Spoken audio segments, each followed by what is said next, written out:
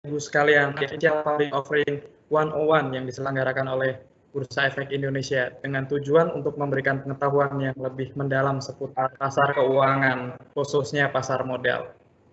Initial Public Offering 101 ini merupakan acara baru nih dari IDX yang dikemas secara serial. Oleh karena itu, acara Initial Public 101 ini akan hadir setiap hari Kamis pukul 14.00 dengan topik yang beragam.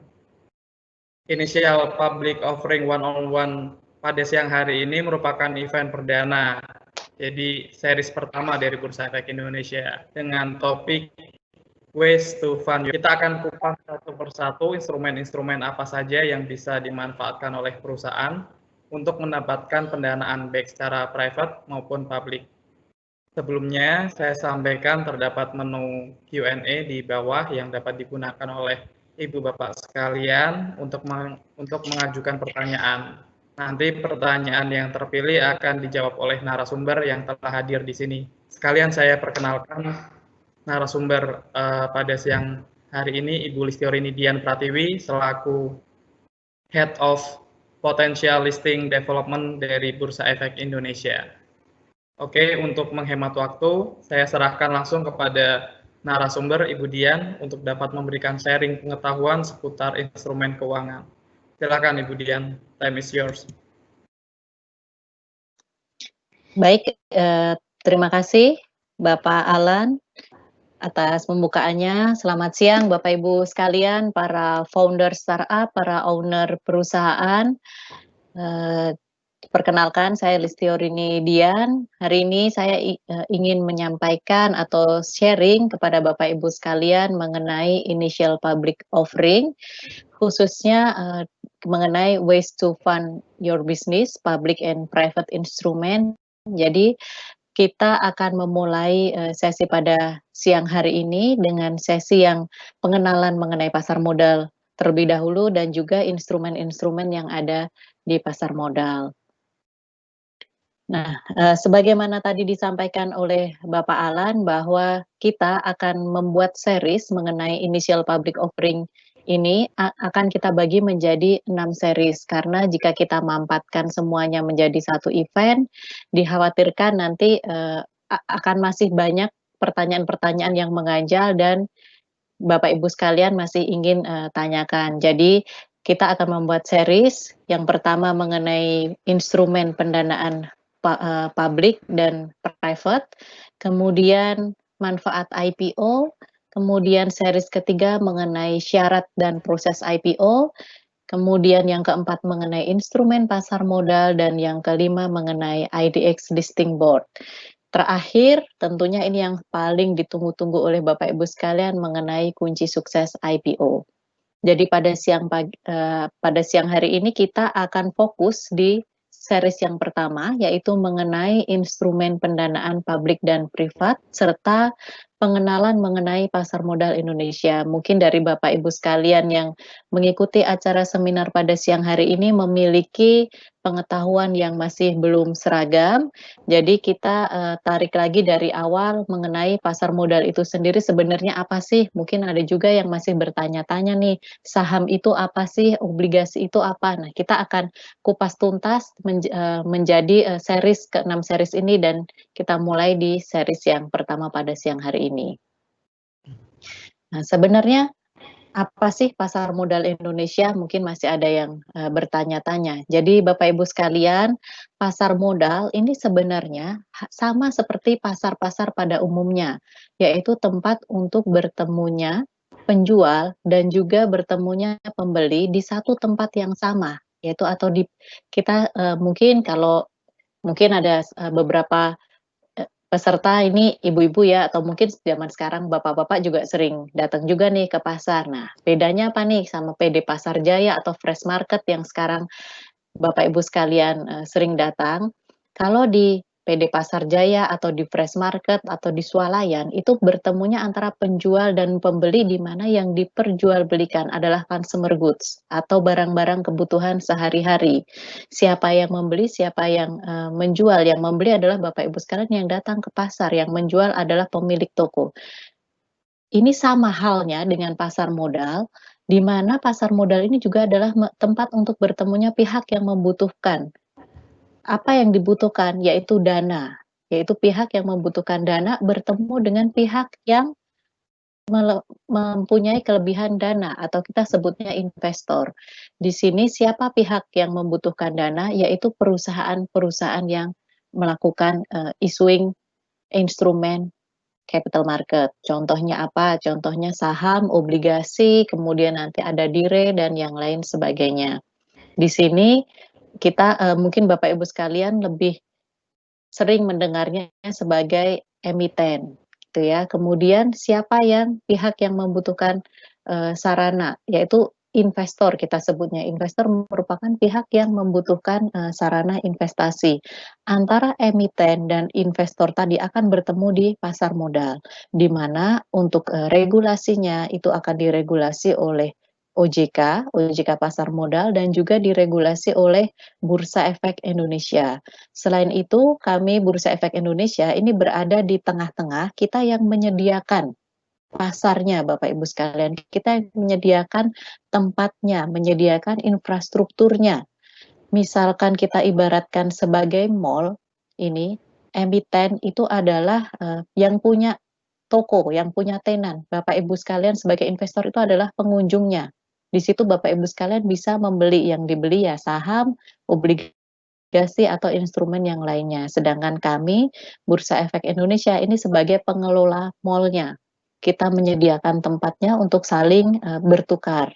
Kemudian kita juga meregulasi jam berapa bukanya, jam berapa tutupnya, satuan perdagangannya seperti apa, satu lotnya isinya berapa saham, seperti itu Bapak Ibu sekalian. Kemudian, masuk ke tahap berikutnya. Oh ya, jadi pada siang hari ini kita akan membahas di sisi yang merah ya Bapak Ibu sekalian. Jadi di sisi perusahaan tercatatnya, di sisi bagaimana menjadi perusahaan tercatatnya, bagaimana cara melakukan pendanaan melalui publik dan bagaimana cara untuk bisa, selain saham dan obligasi ada yang lain apa saja gitu ya. Jadi kita akan fokus di sisi yang merah, sedangkan yang di sisi yang abu-abu, yang investor ini akan ada sesi yang berbeda. Jadi tunggu saja nanti kita akan bahas juga untuk linknya Bapak Ibu sekalian, untuk yang bagaimana menjadi investor. Nah, karena kita tadi akan fokus di bagaimana cara menjadi perusahaan tercatat dan bagaimana cara memperoleh pendanaan, di sini kita sampaikan ada tahap-tahap suatu perusahaan dalam rangka melakukan pendanaan atau dalam rangka funding untuk melakukan pengembangan usaha. Dari yang biru paling tua Bapak Ibu sekalian, yang kiri biasanya company itu akan melakukan funding dengan uang dari mana? Dari family atau friends, dari situ Bapak Ibu sekalian. Nah, biasanya untuk, funding dari family and friends ini, secara jumlah relatif tidak begitu besar, ataupun, secara secara ini ya, pengelolaan biasanya juga masih terbatas dari family and friends. Kemudian setelah itu biasanya company ini mulai nih sedikit, menapak ke, jenjang pendanaan yang lebih, yaitu melakukan pinjaman ke bank, baik dalam bentuk kredit modal kerja maupun kredit investasi. Dari situ semakin besar perusahaan biasanya dibutuhkan lagi suntikan, dana yang semakin besar. Untuk, startup, biasanya startup akan memperoleh pendanaan dari, venture capital. Kemudian untuk perusahaan konvensional, biasanya juga maupun, startup yang sudah besar, biasanya juga akan mengajak, private equity dan juga strategic partner untuk turut membesarkan perusahaan. Nature dari venture capital ini sendiri biasanya mereka adalah mencari perusahaan-perusahaan yang dianggap secara long term itu akan memberikan, gain yang bagus. Dan, venture capital ini biasanya mereka akan exit pada saat tertentu, biasanya mereka akan exit melalui IPO. Begitu pula dengan private equity dan strategic partner, ada beberapa yang mereka juga akan exit pada saat, IPO, ada juga yang tetap memiliki kepemilikan di perusahaan hingga setelah IPO. Nature-nya adalah mereka mencari gain dari apa yang sudah mereka investkan di awal. Jadi mereka invest pada saat perusahaan masih belum terlalu besar, kemudian ketika perusahaan sudah berkembang menjadi besar, nanti mereka berharap value company-nya juga akan besar, sehingga apa yang mereka sudah investasikan itu secara value akan berlipat. Nah, kemudian setelah ini mungkin Bapak Ibu sekalian juga sering mendengar adanya instrumen medium term notes. Jadi MTN ini sebenarnya sifatnya adalah kalau yang tadi venture capital, private equity itu mereka injeknya di sisi ekuitasnya.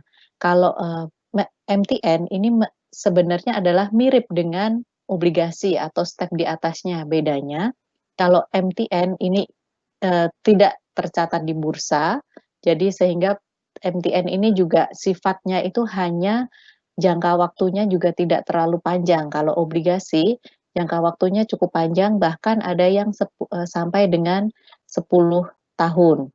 Jadi kalau obligasi itu ketika Bapak Ibu sekalian memiliki perusahaan, Bapak Ibu sekalian akan memberikan kesempatan kepada masyarakat untuk memberikan piutang kepada perusahaan Bapak. Jadi Bapak Ibu sekalian akan berhutang kepada masyarakat.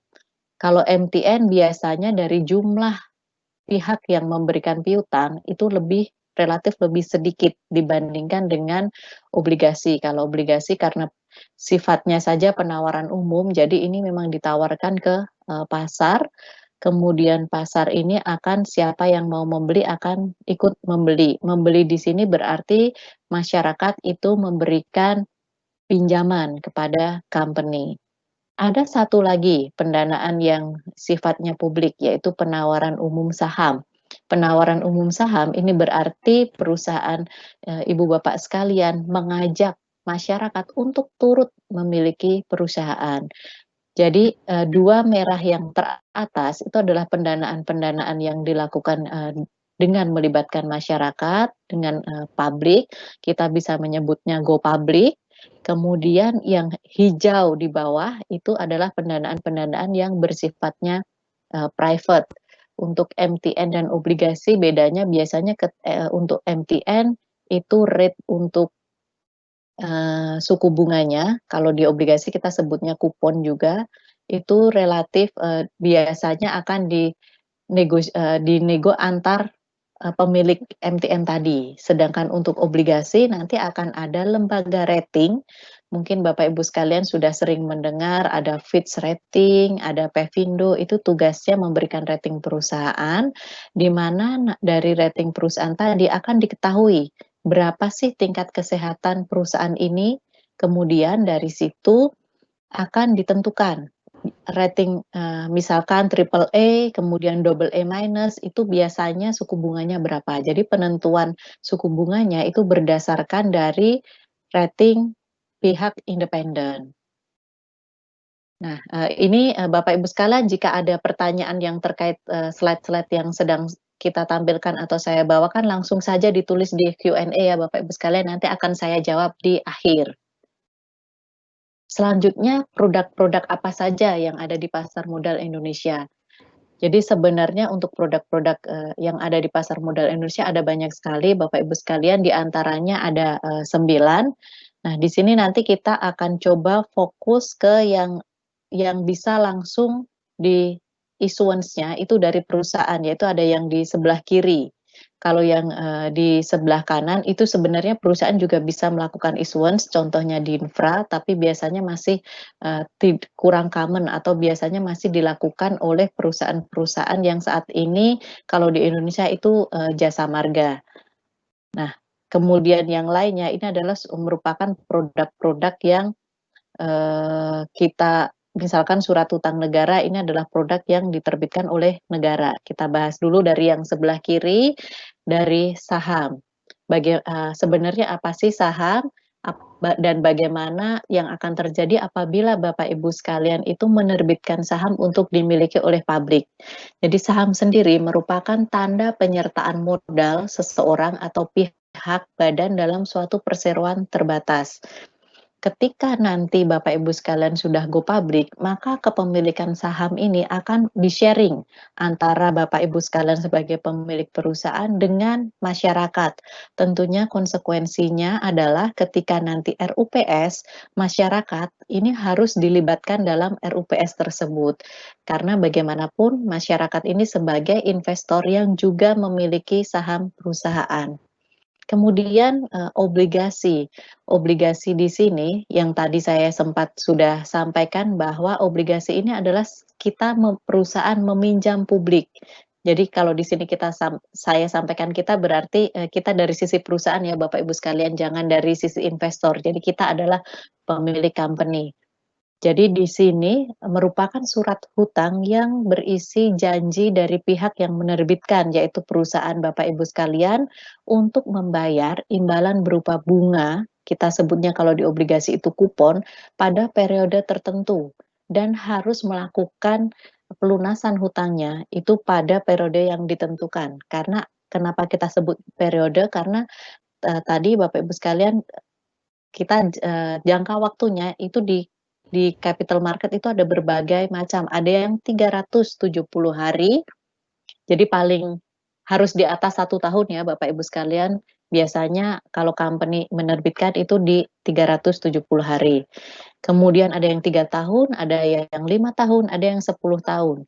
Kemudian pembayaran pokoknya itu juga ada berbagai macam. Jadi, mohon maaf, pembayaran bunganya itu ada yang berbagai macam, ada yang seluruh bunga dibayar di depan, ada yang bunganya dibayar per termin tertentu, misalkan setiap 3 bulan, setiap 6 bulan, ataupun setiap, 1 bulan sekali, tapi yang paling common adalah setiap 3 bulanan dan juga 6 bulanan. Nah, pada saat jatuh tempo tentu saja company atau perusahaan wajib untuk mengembalikan, sejumlah pengembalian pokok tersebut. Kemudian sukuk. Sukuk pada prinsipnya adalah sama, yaitu bersifat hutang.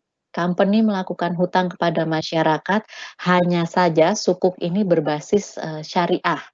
Di mana perusahaan yang bisa menerbitkan sukuk tadi adalah perusahaan-perusahaan yang sudah dikategorikan sebagai perusahaan-perusahaan yang, syariah menurut Dewan, MUI kita. Jadi company-nya harus syariah, kemudian cara penerbitannya juga syariah, nanti akan ada imbal hasil di situ. Nah, ada lagi dana investasi real estate, ini merupakan, wadah atau penghimpunan dari masyarakat, pemodal untuk selanjutnya diinvestasikan pada aset real estate. Jadi ketika Bapak Ibu sekalian memiliki perusahaan di mana perusahaan tersebut bergerak di bidang real estate atau setidaknya 50% portofolionya adalah real estate, maka Bapak Ibu sekalian bisa membuat, DIRE ini, dana investasi real estate, untuk kemudian diinvestasikan oleh masyarakat. Jadi tanpa harus menjual, misalkan Bapak Ibu sekalian punya mall gitu ya, tanpa harus menjual mall-nya. Kalau secara konvensional kan jual beli real estate ya barangnya kita jual gitu ya Bapak Ibu sekalian, tapi kalau dengan DIRE, ini barangnya itu kita masih ada tapi kita sekuritisasikan. Jadi nanti dari, masyarakat itu mereka mampu membeli dalam bentuk pecahan-pecahan kecil. Kalau, mungkin kan kalau misalkan kita mau jual mall gitu ya, itu agak tidak liquid sehingga nanti harga jualnya pun akhirnya ya sudahlah kita jual sesiapa yang mau beli. Tapi ketika dengan DIRE ini akan lebih liquid karena akan terpecah menjadi, kecil-kecil kemudian, Bapak Ibu sekalian dari hasil dari untuk harganya itu juga masih memiliki bargaining. Nanti akan kita bahas untuk skema DIRE ini di slide berikutnya. Nah, yang kanan ini adalah produk-produk sekuritisasi, nanti kita akan sampaikan di sesi-sesi, selanjutnya, yaitu di sesi-sesi yang, tadi setelah kunci sukses tadi Bapak. Jadi Bapak Ibu sekalian akan lebih mengenal produk yang ada lain di pasar modal. Nah, ini tadi perbedaan antara saham dan obligasi, kurang lebih sudah saya sampaikan bahwa saham ini merupakan bukti kepemilikan. Jadi ketika masyarakat memiliki saham, mereka berarti memiliki saham perusahaan. Tapi ketika masyarakat membeli obligasi, berarti mereka hanya memiliki piutang terhadap perusahaan Bapak. Untuk, saham jangka waktunya itu tidak ada batasan, sedangkan obligasi tadi sesuai dengan jatuh temponya, ada yang 370 hari, 3 tahun, 5 tahun, dan seterusnya. Kemudian di saham itu ada yang imbal hasilnya itu kita sebutnya sebagai dividen, di mana dividen ini frekuensinya tidak tentu Bapak Ibu sekalian dan dikeluarkan sebesar sekian persen dari laba bersih. Ada beberapa owner yang biasanya menanyakannya demikian, "Kalau nanti saya sudah IPO, kalau nanti saya sudah mencatatkan sahamnya di bursa, apakah saya berarti wajib nih setiap tahun membayar dividen?" Nah, itu tidak jawabannya Bapak Ibu sekalian. Jadi ketika Bapak Ibu sekalian sudah IPO dan sudah tercatat di bursa, itu tidak wajib membayar dividen setiap tahun, tapi disesuaikan dengan cash flow perusahaan. Namun pesan kami juga jangan sampai perusahaan ini sama sekali tidak pernah membagi dividen Bapak Ibu sekalian, karena bagaimanapun investor kan tetap akan mencari dividen ini di samping mencari, capital gain juga. Jadi masih biasanya kalau yang mencari capital gain kan yang trader ya Bapak Ibu sekalian, tapi untuk investor, murni yang mereka hold untuk jangka panjang, mereka akan menunggu dividen dari Bapak Ibu sekalian. Sedangkan imbal hasil yang di obligasi tadi berbentuk kupon dan terjadwal. Bisa fix, bisa floating. Floating itu misalkan BI rate plus berapa, atau LPS plus berapa, itu common juga dilakukan.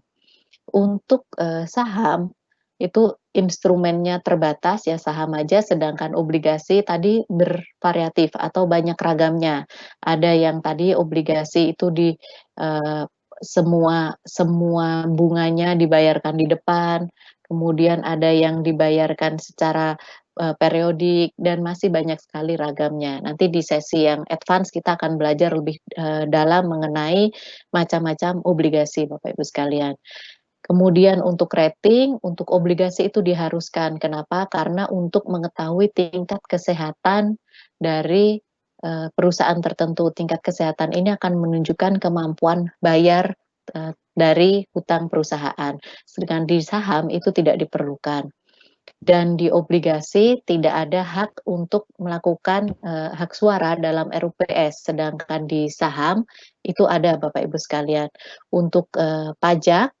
Nah, untuk pajak, untuk obligasi, itu bunga dibayarkan sebagai pengurang pajak, Bapak Ibu sekalian. Sedangkan untuk saham, dividen yang dibayarkan tidak akan mengurangi pajak. Apabila pilot, untuk saham, hak klaim itu akan terakhirkan. Jadi hak klaimnya akan paling akhir, sedangkan untuk obligasi, hak klaim adalah lebih dulu atas, aset perusahaan. Jadi lebih dulu obligasi baru saham. Apabila amit-amit ya ini terjadi pilot. Untuk harga saham itu lebih fluktuatif dan sangat sensitif terhadap faktor makro maupun mikro. Untuk obligasi, lebih stabil, yang lebih mempengaruhi adalah biasanya, suku bunga dan maupun inflasi. Kemudian yang tadi sedikit sudah saya singgung di depan mengenai, perbedaan sukuk dan obligasi. Kalau sukuk ini berdasarkan pada prinsip syariah Islam dan memerlukan underlying aset atau underlying transaction untuk penerbitan. Jadi ketika Bapak Ibu sekalian mau menerbitkan sukuk, itu harus ada nih uangnya ini akan digunakan untuk membiayai apa.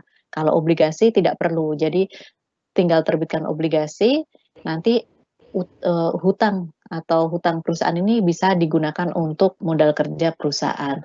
Imbal hasilnya sukuk dalam bentuk bagi hasil, obligasi dalam bentuk bunga atau kita sebutnya kupon. Nah, kemudian masuk ke saham. Masuk ke IPO saham, ini apakah berarti ketika Bapak Ibu sekalian melakukan IPO saham ini berarti Bapak Ibu sekalian menjual sahamnya gitu ya? Karena paradigma yang ada di masyarakat, IPO itu adalah menjual, kepemilikan, menjual perusahaan, menjual, seluruh kekayaan, seperti itu. Nah, ini perlu kita luruskan Bapak Ibu sekalian, bahwa dalam penerbitan saham kepada publik itu tidak berarti Bapak Ibu sekalian menjual company atau menjual seluruh kepemilikan. Adapun persentage-nya sendiri itu bisa Bapak tentukan apakah saya ini akan, oke publiknya 40%, saya tetap 60%, publiknya 30%, saya 70%, ataukah 50-50. Nah, itu tergantung keputusan dari founder ataupun owner, gitu Bapak Ibu sekalian. Dan itu pun kita masih bisa membagi menjadi skema. Yang pertama, skema dengan pelepasan saham milik pemegang saham lama. Nah, ini yang kita sering dengar dengan divestasi. Jadi ilustrasinya misalkan ini kondisi saat ini yang sebelah kiri, itu adalah kondisi sebelum IPO, di mana saat ini Bapak Ibu sekalian sahamnya memiliki saham perusahaan sebesar 100 juta rupiah, yang itu ekuivalen dengan 100%. Nah, setelah IPO Bapak Ibu sekalian jual 20%-nya.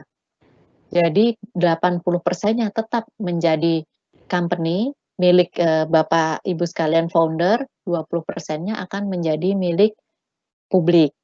Nah, kalau yang di sini itu yang kita katakan yang opsi pertama ini yang kita katakan menjual existing saham atau menjual sebagian kepemilikan saham perusahaan. Itu di sini Bapak Ibu sekalian. Nanti uang dari 20% yang kita jual atau yang 20 juta tadi itu akan masuk ke kantong pemilik, ke kantong founder pribadi. Jadi tidak akan masuk ke company. Nah, hal ini sangat jarang dilakukan oleh perusahaan yang IPO di Indonesia. Kenapa? Karena ini tidak menarik Bapak Ibu sekalian. Bayangkan di balik Bapak Ibu sekalian menjadi investor, kemudian membeli perusahaan yang sedang IPO. Tapi uang yang Bapak Ibu sekalian injek ke perusahaan itu masuknya adalah ke founder atau ke owner-nya.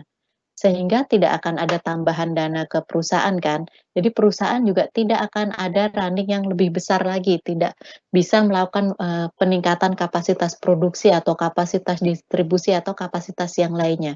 Sehingga ini tidak menarik. Kemudian opsi yang kedua itu yang penerbitan saham baru. Ini yang sangat lazim dilakukan. Jadi, misalkan Bapak Ibu sekalian saat ini memiliki 100% perusahaan senilai 100 juta rupiah, kemudian dari 100 juta rupiah tadi Bapak Ibu sekalian menerbitkan saham baru dan itu dimiliki oleh publik senilai 25 juta misalkan ya yang di publik, sehingga secara total seluruh, modal di setor perusahaan itu adalah 125 juta rupiah. Di sini kan berarti modal disertornya bertambah nih Bapak Ibu sekalian, sehingga kapasitas produksi, kapasitas untuk distribusi dan yang lain sebagainya itu akan meningkat. Nah, ini yang sangat common dan sangat menarik dilakukan oleh perusahaan-perusahaan yang ada di Indonesia. Sebagai konsekuensinya, tadi kepemilikan secara nominal, kepemilikan modal secara nominal oleh founder atau owner itu tetap tidak berkurang. Kalau yang tadi kan 100 dijual 20 tinggal 80, yang ini 100 tetap 100, kemudian ada tambahan 25. Namun by percentage itu akan terdilusi, sehingga owner atau founder lama hanya akan memiliki 80%, sedangkan yang publik akan memiliki 20%. Namun secara size company ini akan lebih besar. Kemudian ada opsi yang ketiga, ini juga common dilakukan, yaitu pelepasan saham milik pemegang saham ditambah dengan penerbitan saham baru. Jadi ini mix antara opsi 1 dan opsi 2. Ini masih lazim dilakukan Bapak Ibu sekalian. Jadi misalkan sebelum IPO, tadi company memiliki 100 juta, ini foundernya memiliki 100 juta, kemudian pada saat IPO, itu issued baru 22,5 juta. Ditambahkan dengan menjual 10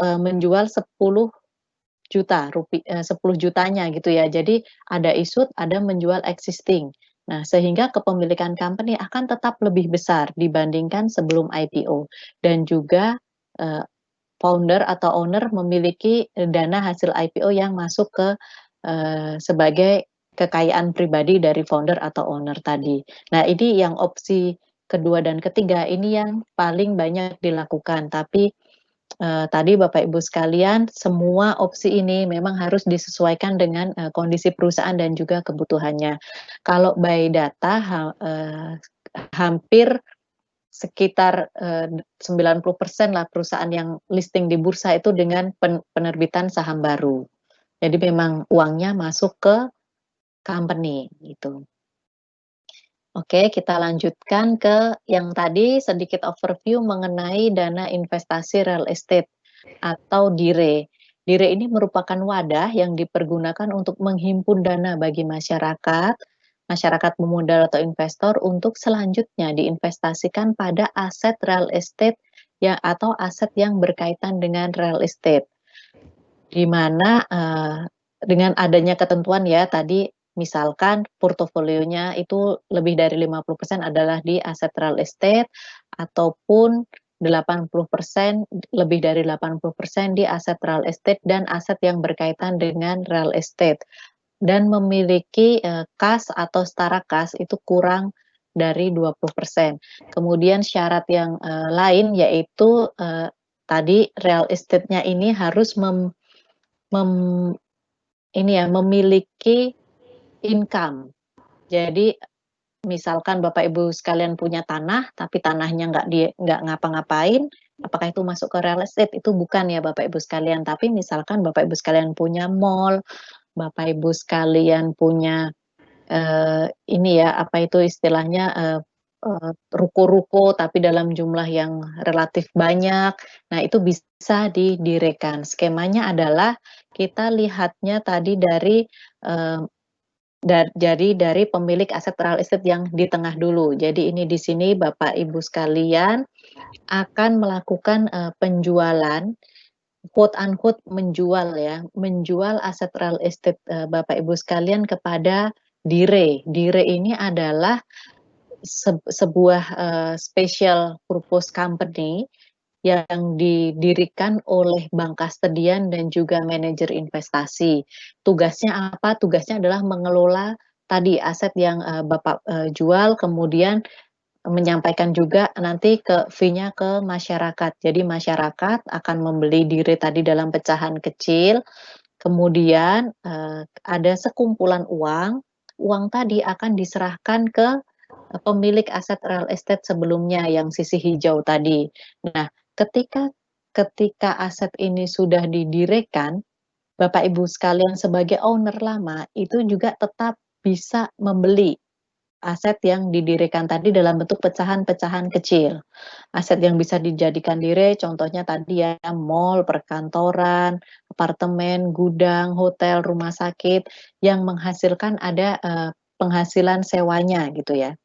Nah, di sini kita lihat bahwa nanti investor itu akan memperoleh apa nih dari DIRE ini. Jadi investor ini akan memperoleh sewa ya, penghasilan sewa. Jadi kalau Bapak Ibu sekalian tadi mall tiap bulan tenannya itu membayar sewa. Nah, uang sewa tenan tadi akan dikelola oleh DIRE, kemudian akan dibagikan imbal hasilnya kepada investor-investor di luar sana.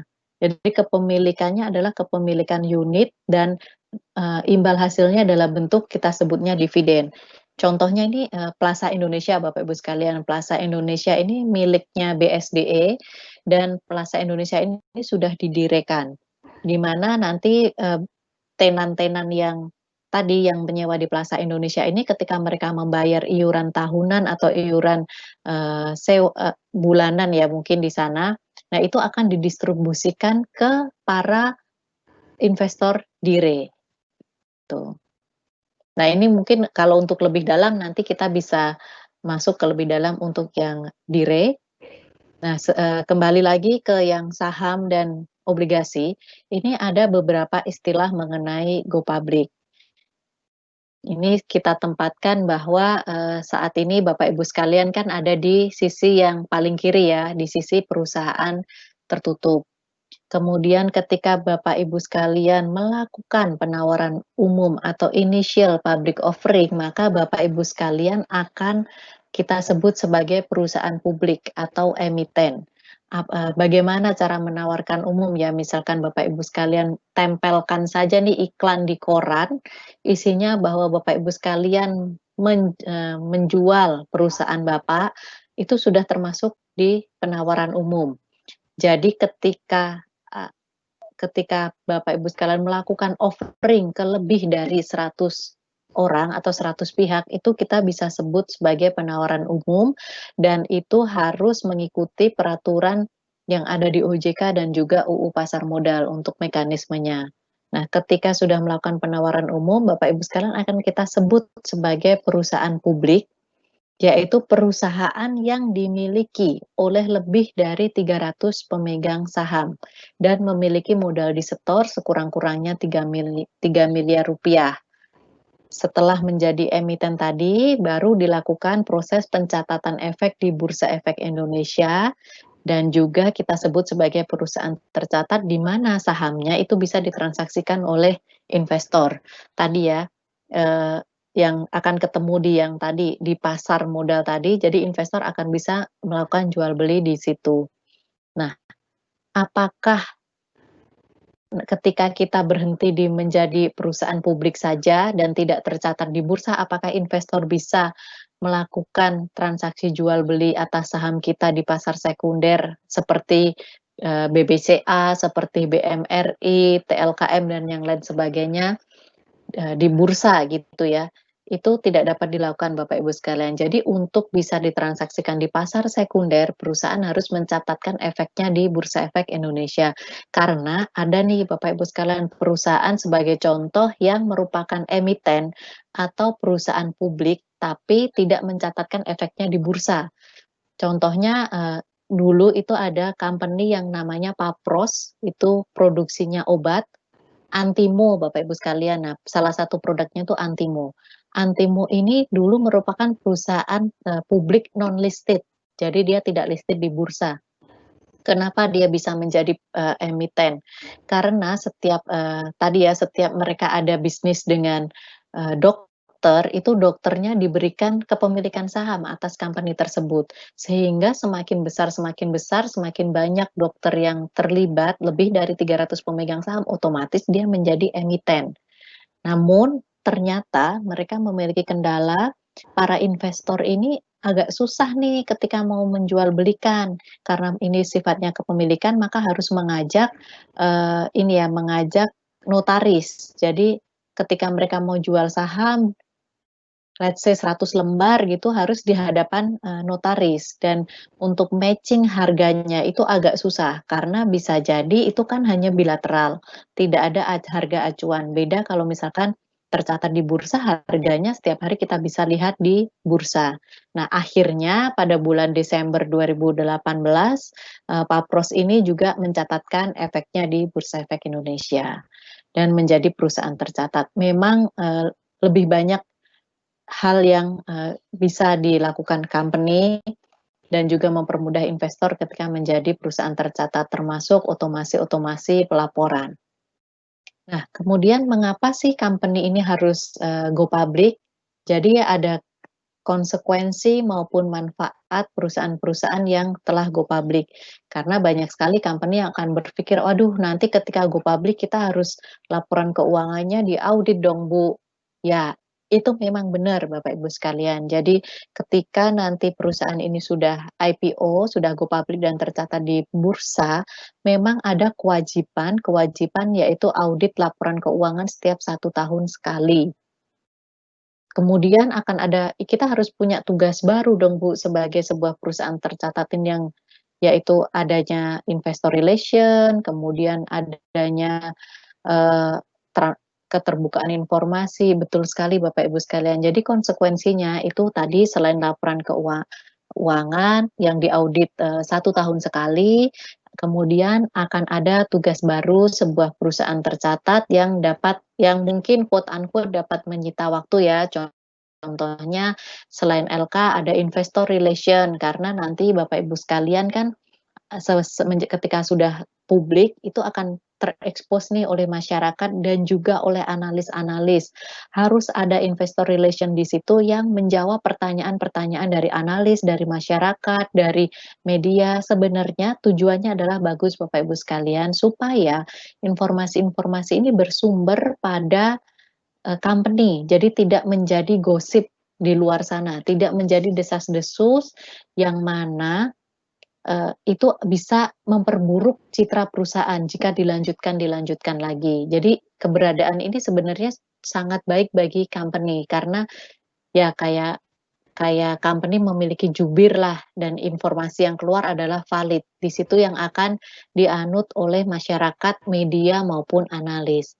Kemudian ada konsekuensi lainnya yaitu tadi adanya investor publik yang juga akan memiliki hak suara dalam RUPS. Nah, ini jangan khawatir Bapak Ibu sekalian.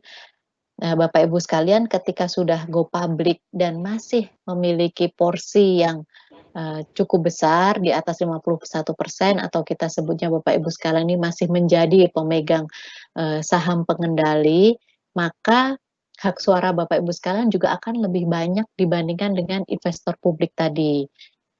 Kemudian adanya kebutuhan transparansi yang lebih baik. Tentu saja transparansi dan GCG ini kita butuhkan ketika sudah go public. Kenapa? Karena sebenarnya endingnya adalah untuk keprofesionalan company juga, Bapak Ibu sekalian. Ketika GCG sudah implemented, transparansi terjaga, maka kita harapkan profesionalismenya juga akan naik sehingga company ini akan lebih mudah untuk melakukan bisnisnya. Karena ada banyak cerita di luar sana yang ketika sudah go public ini nyambung ya nanti ke manfaat yang di kanan. Ketika sudah go public, ownernya ini memberikan testimoni, Bu, ternyata saya ini kaya ya Bu ya, gitu. Kenapa kita bisa katakan demikian Pak? Karena dulu Bu semuanya itu campur aduk, pembukuan itu tidak jelas mana harta pribadi saya, mana yang punyanya company, dan saya nggak tahu rasanya saya ini kaya terus secara pribadi, padahal ternyata itu adalah menggerogoti uang perusahaan. Nah, di situ Bapak Ibu sekalian, ketika company ini kemudian listing, IPO, ternyata apa yang sudah dicapai itu kan terbuku dengan baik, sehingga dia bisa tahu, oh ternyata saya justru lebih kaya lagi nih dibandingkan dulu, karena semua ke-record dengan baik, gitu. Kemudian ada konsekuensi lain, adanya biaya yang harus disiapkan. Tentunya ini ibaratnya kita mau sekolah, Bapak Ibu sekalian, semua juga ada biayanya. Tapi jangan khawatir, biaya ini kan sebenarnya adalah cost yang kita sebutnya sebenarnya bukan cost, tapi ini adalah investment untuk perusahaan ini menjadi lebih baik lagi. Kemudian adanya tambahan biaya tahunan untuk tetap menjadi perusahaan publik. Jadi ada biaya tahunan yang nanti dibayarkan ke OJK dan juga ke Bursa Efek Indonesia. Nah, kita bandingkan dengan manfaatnya. Manfaatnya apa saja sih? Sebenarnya manfaatnya ini sangat lebih banyak. Ini kalau ditulis semua di sini sebenarnya lebih banyak lagi, tapi ini sudah kita lihat mentok sudah sampai bawah, jadi ini yang kita tampilkan ya Bapak Ibu sekalian. Yang pertama adanya akses yang lebih baik untuk masuk ke pasar modal dalam rangka mendapatkan pendanaan melalui penerbitan saham atau obligasi. Jadi Bapak Ibu sekalian, semua pasti endingnya sebenarnya company itu pasti ingin menjadi perusahaan yang TBK, yang IPO, yang listed. Nah, ketika nanti IPO, saham ataupun obligasi, Bapak Ibu sekalian masuk ke company, Bapak Ibu sekalian nanti funding-funding yang lain yang ada di pasar modal itu akan lebih mudah dilakukan. Jadi nanti ada satu cerita case study ya, ketika dia sudah masuk di pasar modal, dia bisa menjadi lebih besar lagi karena bisa funding terus di capital market. Kemudian meningkatkan citra perusahaan. Tadi kan sudah saya jelaskan bahwa nanti akan ada media, ada analis yang mengekspos. Ini bisa dijadikan sarana gratis untuk promosi produk company ataupun company itu sendiri. Kemudian ada lagi tadi manfaatnya yaitu penilaian baru untuk merger dan akuisisi. Ini untuk beberapa company yang bermaksud untuk merger ataupun untuk akuisisi. Ketika perusahaan ini masih belum TBK, value-nya adalah value value ini aja Bapak Ibu sekalian, negosiasi antara perusahaan-perusahaan yang akan merger ataupun akuisisi. Jadi kalau ada perusahaan yang mau akuisisi perusahaan Bapak Ibu sekalian kan ya udah harganya sekian lah, beli aja sekian gitu. Tapi ketika Bapak Ibu sekalian sudah IPO, sudah listed di bursa, gampang tinggal kalau mau beli pakai harga pasar karena harganya kan sesuai ekspektasi yang ada di masyarakat di pasar. Jadi bargain bargain posisi Bapak Ibu sekalian itu akan lebih tinggi gitu. Kemudian adanya pemegang saham. Nah, ini tadi seperti yang Kak Kais tadi, pemegang saham ini bisa membedakan status harta milik pribadi dan milik perusahaan. Di mana kalau testimoni dari perusahaan yang sudah tercatat ini jadi mereka merasa lebih kaya, lebih valuable dari company, dari kepemilikan company. Karena kan setiap hari mereka juga bisa mengukur company saya ini value-nya berapa sih dari lembar yang ada di perusahaan dikalikan harga yang ada di pasar sekunder. Itulah value perusahaan. Kemudian selain itu juga Bapak Ibu sekalian dapat melakukan perdagangan saham harian dengan likuiditas yang tinggi karena harganya akan ditentukan di pasar, yang mau membeli juga ada di pasar. Nah, kemudian mengenai keterbukaan informasi tadi sudah saya sampaikan, sebenarnya keterbukaan informasi dan juga adanya investor relation ini justru bagus karena untuk mengurangi ketidakpastian perusahaan. Dan juga ada manfaat yang lain yaitu opsi saham untuk menarik mempertahankan karyawan. Jadi sekarang trennya Bapak Ibu sekalian, perusahaan-perusahaan ini mereka karyawannya turut memiliki saham perusahaan. Dari sisi perusahaan, ada manfaatnya juga karena karyawan-karyawan ini loyalitasnya akan meningkat Bapak Ibu sekalian ketika mereka juga memiliki saham perusahaan. Bagaimana bisa gitu ya, kalau kita membalik posisi misalkan Bapak Ibu sekalian menjadi pekerja, ketika menjadi pekerja ada loh pekerja itu yang berpikir, "Wah, sekarang, saya kerja cuma dapat gaji nih, kalau perusahaan laba, jadi laba ditahan, jadi dividen, yang untung siapa? Owner, hanya owner." Tapi ketika kita pekerja, kita juga menjadi, ini juga ya Bapak Ibu sekalian, menjadi pemilik juga, selain dapat gaji, kita juga akan dapat, dividen. Nah, itu akan mempererat rasa kepemilikan. Yang terakhir, ya tadi mengenai, nilai atau value, kalau selama ini kita company, private, value-nya kita tidak bisa tahu berapa sih value company kita, kalau nanti jadi hanya akan sebatas ya lihatnya di modal di setor saja sebatas itu, bahkan mungkin company-company yang besar, sekarang dan masih private, itu modal di setornya nilainya juga masih kecil. Padahal sebenarnya kalau mereka sudah, masuk ke publik, itu value-nya bisa diukur bukan hanya sebatas di modal di store, tapi berapa jumlah lembar saham yang di store dikalikan harga di pasar. Nah, ini, sedikit contoh, case study dari PT Bumi Serpong, Damai Tbk. Jadi, ini BSDE Bapak Ibu sekalian, BSDE ini, didirikan pada tahun 84, 16 Januari 84, ada typo itu mohon maaf, kemudian mulai beroperasi baru di 89. Nah, BSDE ini masuk ke capital market pertama kali itu melalui obligasi.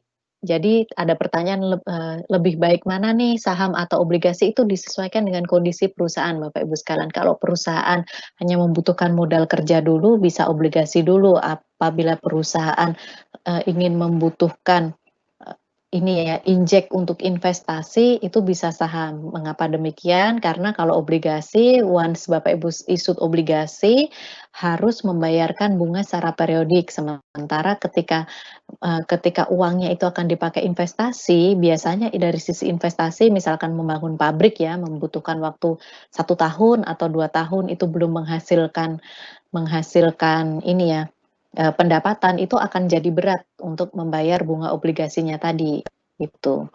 Nah, BSDE ini tadi masuk melalui obligasi, bisa kita lihat ratingnya untuk pertama kali penerbitan itu triple B, Bapak Ibu sekalian, di mana bunga yang harus dibayarkan yaitu sebesar 15,67%.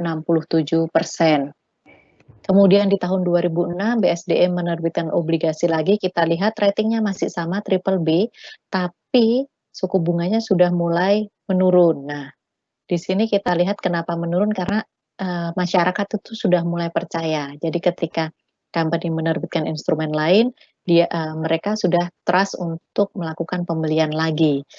Pada tahun 2008, BSDE ini melakukan IPO dan listing di bursa, di mana pada saat itu total asetnya itu hanya 5 triliun rupiah. Nah, IPO BSDE sendiri pada tahun 2008 ini hanya di harga 550 per lembar sahamnya. Di tahun 2010, BSDE melakukan right issue. Right issue itu adalah seperti IPO, tapi kalau IPO itu isu saham di awal saja, setelah itu kita akan menyebutnya right issue. Harganya sudah naik di per lembarnya 760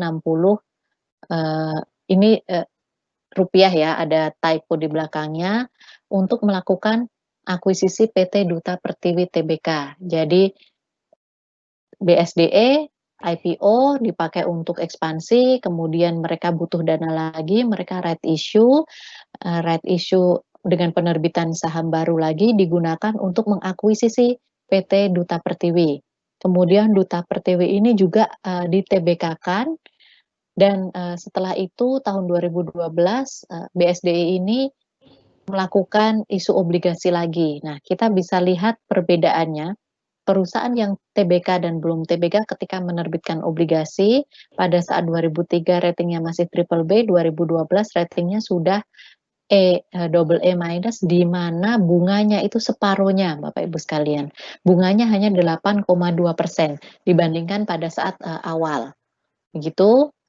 Kemudian selanjutnya BSDE ini melakukan lagi yang namanya penerbitan 5% tanpa HMITD untuk mengakuisisi Plaza Indonesia, kemudian right issue lagi, yang di right issue terakhir itu di tahun 2015 di sini dan harganya sudah 1.820 per lembar. Ini kenapa saya stressing di harga, karena ini menunjukkan agio saham bagi perusahaan.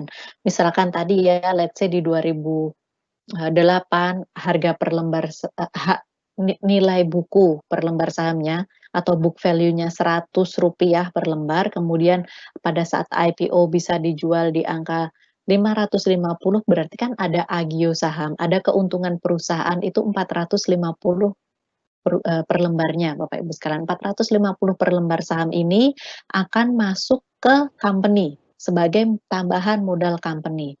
Nah, kita bayangkan di tahun 2015 dilakukan lagi right issue dengan harga 1.820 sehingga akan ada 1.720 agio sahamnya. Ini juga akan masuk ke company sebagai suntikan modal. Disitulah kenapa tadi kita sampaikan bahwa value company ini sangat penting. Value company ini terlihat ketika sudah IPO dan ini bisa menjadi kekuatan perusahaan ketika melakukan funding lanjutan ke capital market.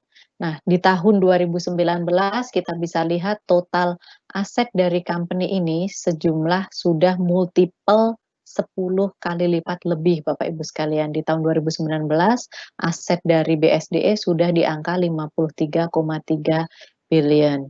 Jadi kalau triliun itu, mohon maaf. Jadi kalau dikatakan bahwa ketika nanti kita IPO kemudian right issue, kita akan semakin habis dong kepemilikan kita. Nah, tapi sebenarnya Bapak Ibu sekalian berpikirnya jangan demikian.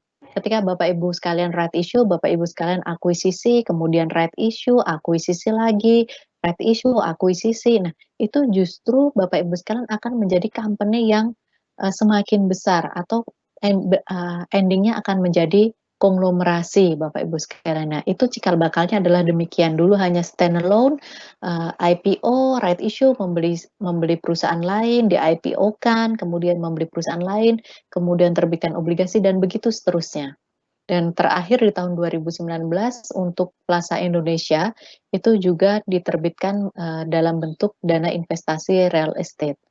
BSDE menjual seluruh share yang ada di Plaza Indonesia dan kemudian membeli kembali 38,83%-nya. Kalau bicara tentang manfaat dan keuntungan Go Public, itu sangat banyak sekali Bapak Ibu sekalian, bisa untuk meningkatkan kinerja, pendanaan tanpa batas, strategic partner, kemudian juga untuk mengatasi keharmonisan keluarga pemilik, ada juga insentif pajak, bisa juga untuk meningkatkan citra perusahaan, meningkatkan loyalitas, mempercepat penerapan GCG, dan juga meningkatkan nilai perusahaan.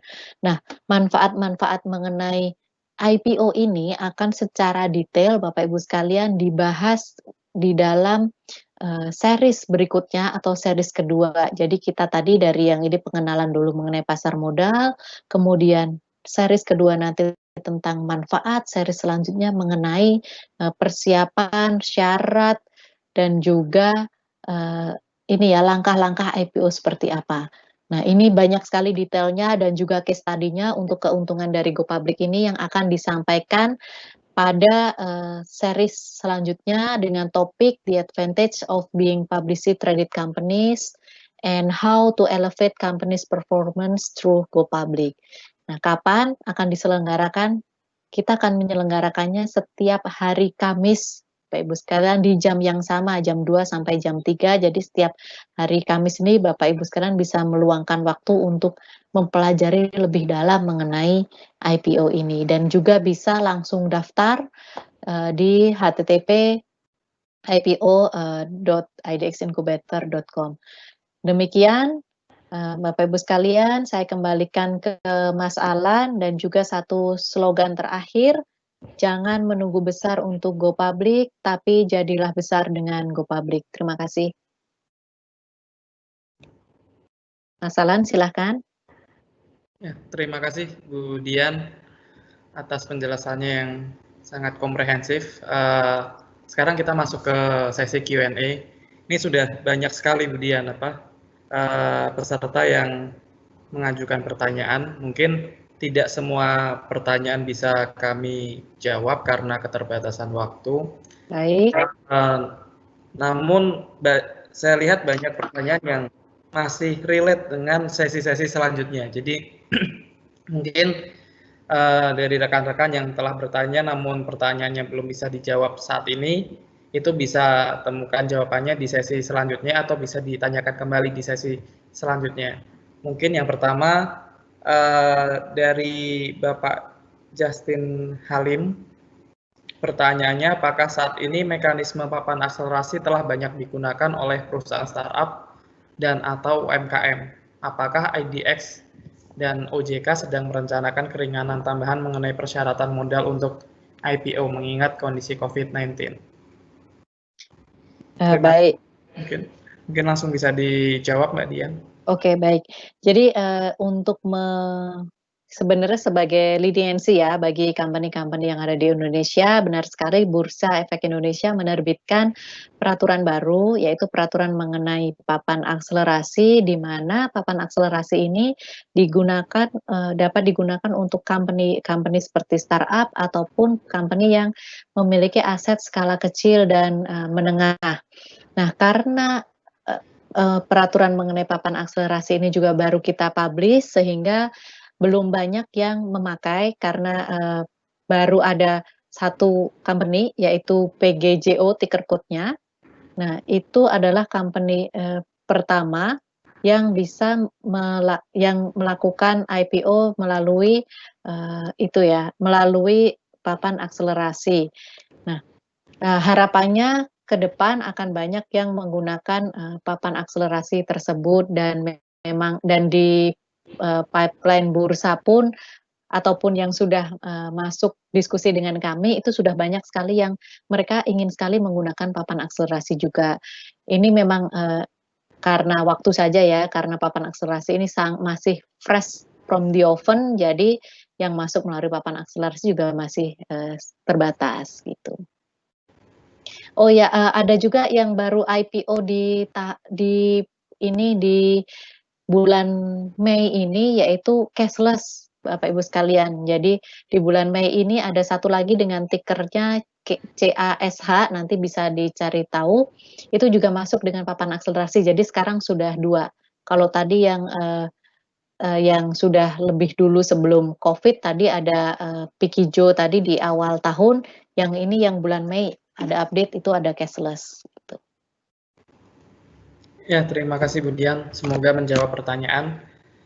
Selanjutnya dari Bapak Erwin Hartanto, pertanyaannya untuk DIRE, apakah perusahaan diharuskan IPO terlebih dahulu baru bisa melakukan DIRE minimal real estate tersebut, contohnya hotel, terus jalan berapa lama baru bisa DIRE? Terima kasih.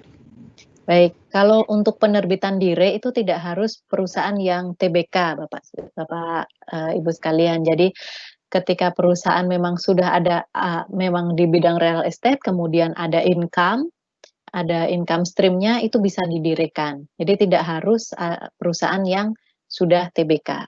Jadi silahkan saja misalkan dari DIRE dulu, kemudian nanti ada company lain, sister company mau IPO itu bisa. Oke, selanjutnya pertanyaan selanjutnya Ibu Dian dari ini Anonymous. Pertanyaannya, mengapa perusahaan startup dengan valuasi yang sudah tinggi seperti unicorn masih belum IPO? Apakah ada alasan tertentu atau belum memenuhi syarat? Baik, terima kasih. Untuk ini mungkin, unicorn-unicorn Gojek, Tokopedia, dan yang lain ya. Jadi kalau dari kami sebenarnya kalau melihat dari sisi persyaratan mereka sudah, bisa masuk dengan, syarat-syarat yang ada di kita, tapi mereka karena, sudah banyak unicorn ini juga investor yang masuk itu bukan 100%, dari Indonesia, mereka juga berpikir untuk melakukan listing juga di negara investor asalnya. Jadi mereka berpikir akan melakukan, dual listing. Jadi baik di negara asal maupun di Indonesia dan itu masih on progress, mungkin karena sekarang sedang ada, Covid juga mereka masih wait and see, gitu. Jadi untuk intensi listing di Indonesia mereka ada. Oke, selanjutnya dari Pak Eko Budi Utomo, pada tahapan pendanaan apakah dimungkinkan jika sebuah perusahaan melakukan lompatan tahapan pendanaan, misalnya langsung IPO, apa yang perlu diperhatikan dan dampak-dampaknya bagi perusahaan tersebut? Baik, perusahaan, tadi karena ini stepping tadi ya, sebenarnya stepping tadi itu bukan harus dilalui semuanya oleh perusahaan ataupun bukan ketika dari satu step ke step yang lain berarti step sebelumnya ditinggalkan gitu ya Pak Eko. Jadi, bisa saja perusahaan yang tidak memiliki, bank loans, tidak ketemu dulu dengan visi, tidak ada obligasi langsung IPO, itu mungkin saja terjadi. Tapi memang common-nya biasanya perusahaan-perusahaan juga mereka dari, private company mereka sudah ada bank loans baru, IPO saham. Kalau yang VC kemudian, private equity tadi, banyak yang tidak melalui itu kok, tuh. Jadi yang harus diperhatikan, tadi ada pertanyaan mengenai apa yang harus diperhatikan ya Pak Alan ya? Ya, betul. Ya, jadi, yang dia perhatikan adalah kesesuaian dengan kebutuhan perusahaan. Ketika memang, tadi ibaratnya perusahaan butuhnya itu adalah untuk investasi, ya boleh langsung IPO saham, tapi ketika perusahaan membutuhkan memang, modal kerja, apakah oke dengan obligasi dulu, itu juga boleh ya, karena ketika contohnya perkebunan lah gampangnya. Perkebunan ini kan funding-nya itu berarti mereka membutuhkannya itu sebenarnya adalah untuk investasi, yaitu untuk menanam tanaman-tanaman yang harvesting-nya itu bisa jadi masih 6 6 tahun lagi atau 3 tahun lagi. Nah, itu apakah cocok nih dengan obligasi gitu ya. Nah, itu saya rasa menurut pendapat saya pribadi itu kurang cocok. Kenapa? Karena ketika obligasi once mendapatkan pinjaman, begitu running langsung harus membayarkan bunganya nih di 3 bulan ke depan. Sementara tadi perkebunan kita nih belum harvesting gitu. Jadi ini kurang sesuai. Sedangkan untuk saham kan bayar dividennya bisa nanti-nanti nih. Gitu Mas Alan.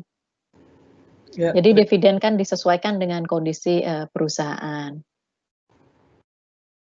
ya selanjutnya ini banyak yang bertanya mengenai proses Budian. Mungkin sedikit sharing aja terkait proses. Nanti untuk lebih jelasnya kita ada sesi sendiri terkait proses untuk IPO. Yang Baik. pertama, apakah perusahaan yang akan melakukan IPO itu harus menunjuk konsultan? Jika iya, konsultan seperti apa? Dan selanjutnya, apakah perusahaan jasa itu bisa IPO? Baik, coba saya ini ya, saya kasih teaser sedikit lah mengenai prosesnya ya. Ini untuk selanjutnya nanti bisa dilihat lagi di ini ya, di edisi-edisi series selanjutnya ya, Mas Alan.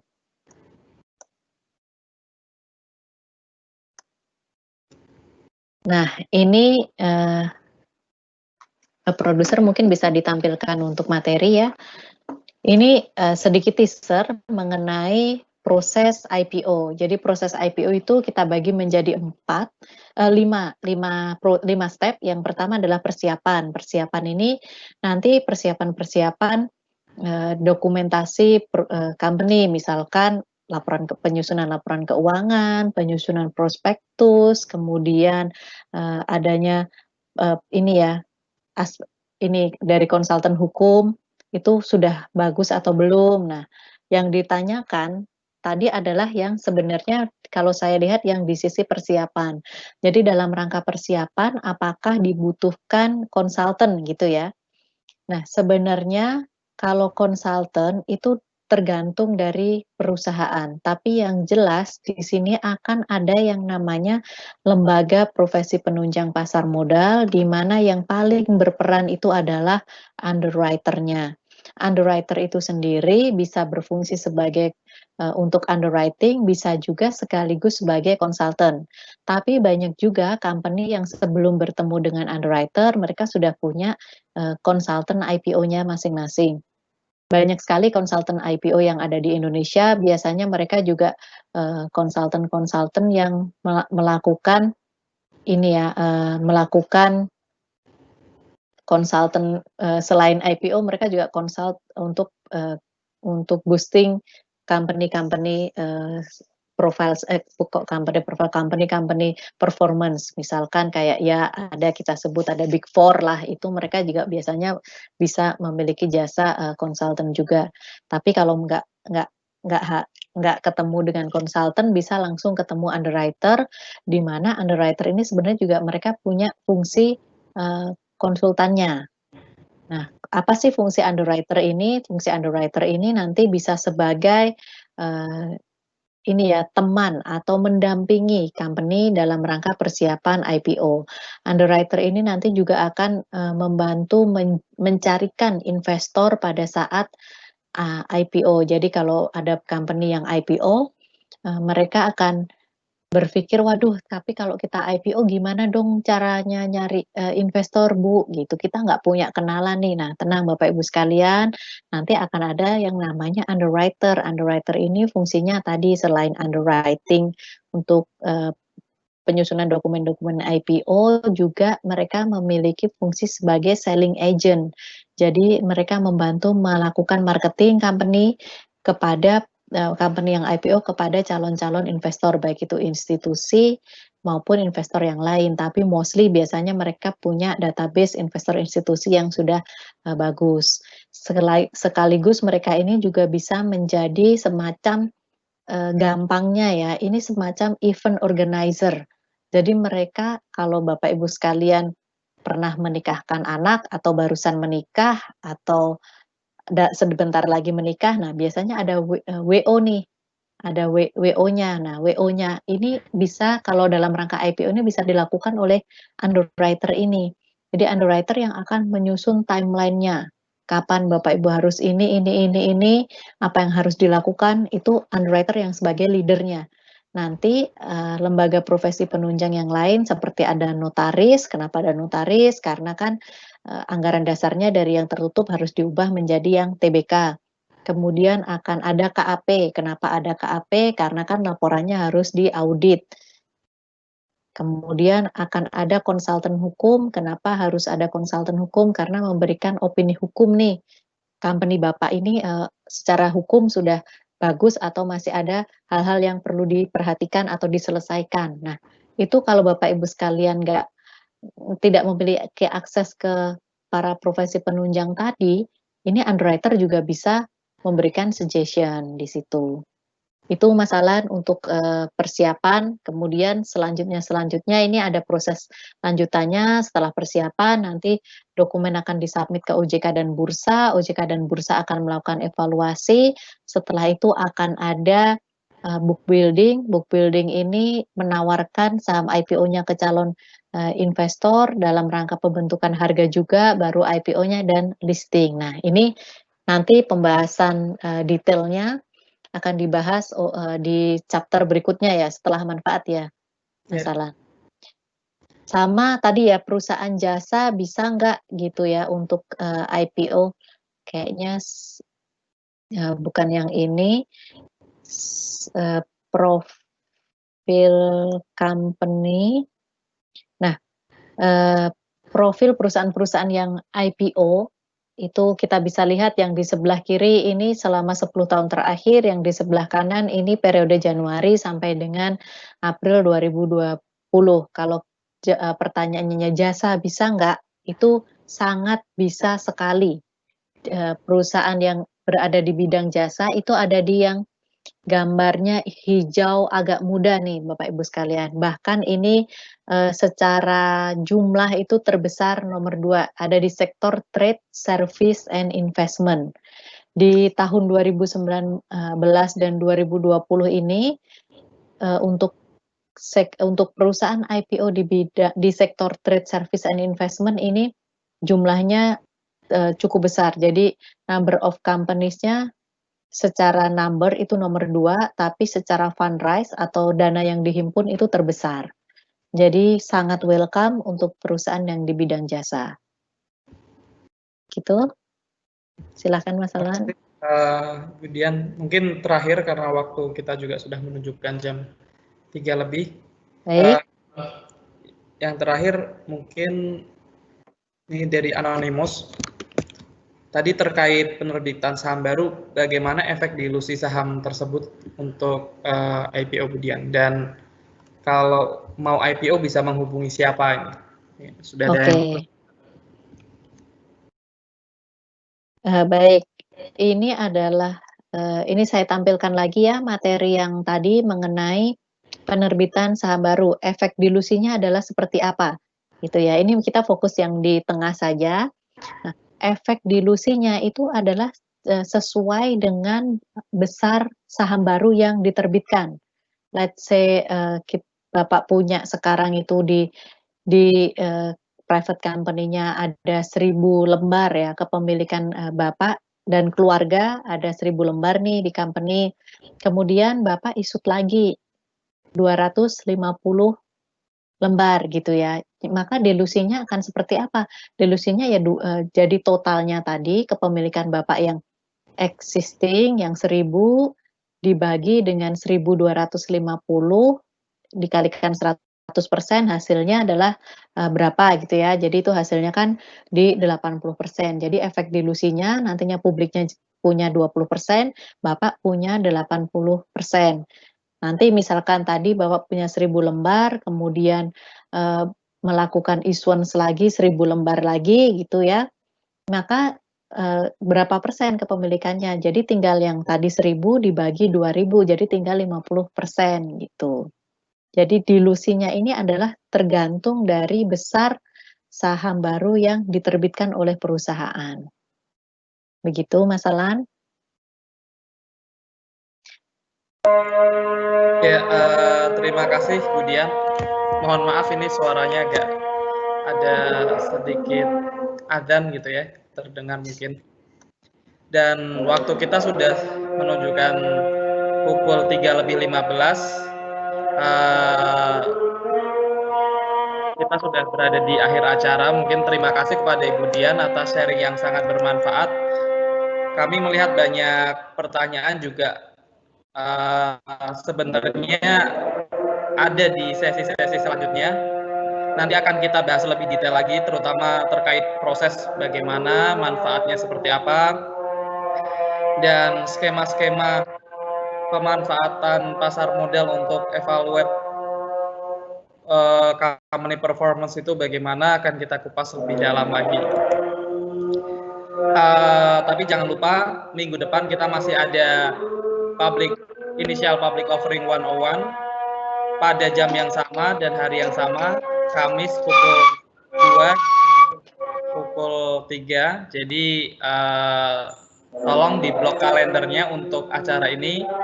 Kita akan membahas lebih dalam lagi mengenai tadi yang sudah disampaikan Ibu Dian, benefit menjadi perusahaan publik. Dan rekan-rekan di sini bisa mendaftar di link yang sama, yaitu ipo.idxincubator.com. Jadi mohon bisa mendaftar H-1 karena nanti linknya akan kita kirimkan setelah rekan-rekan mendaftar. Selain itu, materi hari ini akan kami kirimkan juga kepada rekan-rekan yang telah hadir di forum kali ini. Dan mohon maaf jika terdapat pertanyaan yang belum terjawab, nanti bisa ditanyakan kembali pada sesi lainnya atau bisa ditemukan jawabannya dengan mengikuti sesi-sesi selanjutnya dengan pembahasan yang lebih mendalam. Sekian dari kami, terima kasih, sampai jumpa minggu depan. Oh ya, tadi ada pertanyaan Mas Alan. Ada satu yang tadi mau saya tambahkan.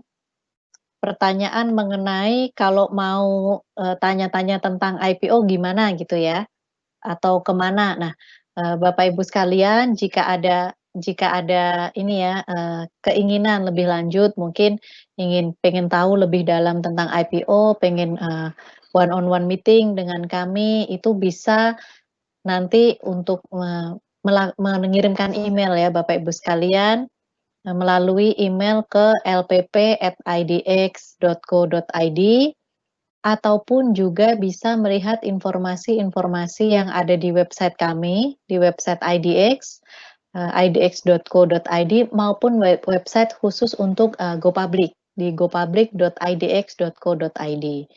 Dan juga kalau misalkan membutuhkan pertemuan lebih lanjut di website GoPublic kita, di gopublic.idx.co.id itu Bapak Ibu sekalian bisa melakukan inquiries di situ.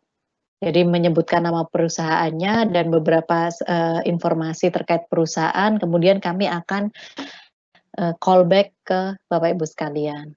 Gitu. Saya kembalikan ke host.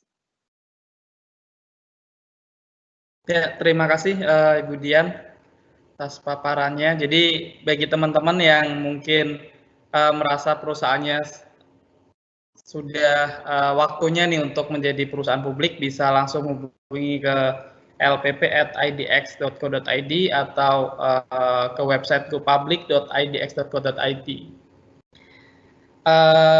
Saat ini kita sudah sampai di akhir acara, dan terima kasih Bu Dian atas sharingnya. Sama-sama Mas Alan dan semua yang sudah hadir pada siang hari ini, kami ucapkan terima kasih sekali, dan jangan lupa untuk mengikuti sesi-sesi selanjutnya. Terima kasih.